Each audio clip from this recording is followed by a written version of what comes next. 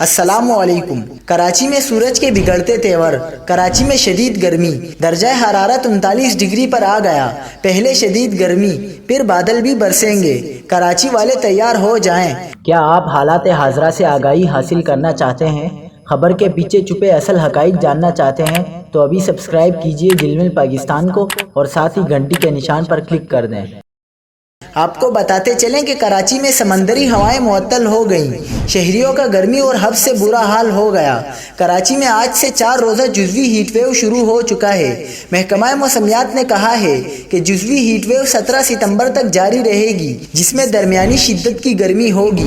پارہ 41 ڈگری تک جائے گا۔ محکمہ موسمیات نے خبردار کر دیا۔ محکمہ موسمیات کا کہنا ہے کہ گجرات اور مشرقی راجستھان پر ہوا کے کم دباؤ سے کراچی میں شدید گرمی ہے، جبکہ سمندری ہوائیں دن میں معطل رہیں گی۔ محکمہ موسمیات نے مزید بتایا ہے کہ اڑیسہ کے ساحل پر بھی ڈپریشن موجود ہے۔